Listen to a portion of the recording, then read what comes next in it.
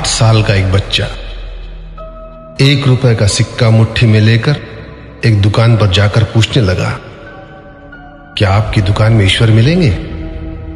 दुकानदार ने यह बात सुनकर सिक्का नीचे फेंक दिया और बच्चे को निकाल दिया। बच्चा पास की दुकान में जाकर 1 रुपए का सिक्का लेकर चुपचाप खड़ा रहा। ए लड़के, 1 रुपए में तुम क्या चाहते हो?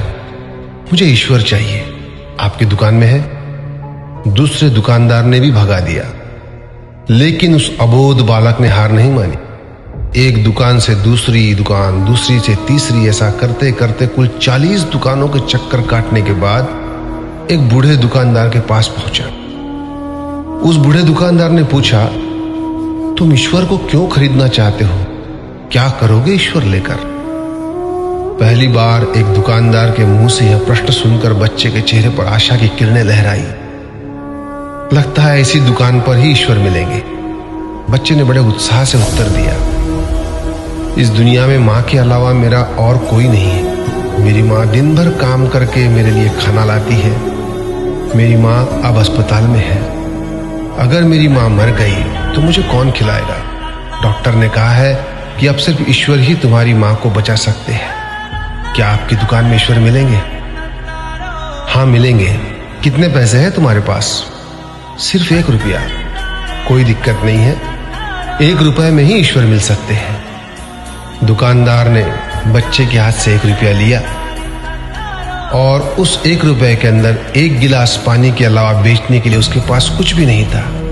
इसलिए उस बच्चे को फिल्टर से 1 गिलास पानी भरकर दिया और कहा, यह पानी पिलाने से ही तुम्हारी माँ ठीक हो जाएगी। अगले दिन कुछ मेडिकल स्पेशलिस्ट उस अस्पताल में गए। बच्चे की मां का ऑपरेशन हुआ और बहुत जल्दी ही वह स्वस्थ हो गई। डिस्चार्ज के कागज पर अस्पताल का बिल देखकर उस महिला के होश उड़ गए। डॉक्टर ने उन्हें आश्वासन देकर कहा, टेंशन की कोई बात नहीं है। एक वृद्ध सज्जन ने आपके सारे बिल चुका दिए हैं, साथ में एक चिट्ठी भी दी है। महिला चिट्ठी खोलकर पढ़ने लगी। उसमें लिखा था, मुझे धन्यवाद देने की कोई आवश्यकता नहीं है। आपको तो स्वयं ईश्वर ने ही बचाया है। मैं तो सिर्फ एक जरिया हूं। यदि आप धन्यवाद देना ही चाहती है तो अपने अबोध बच्चे को दीजिए, जो सिर्फ 1 रुपए लेकर नासमझों की तरह ईश्वर को ढूंढने निकल पड़ा।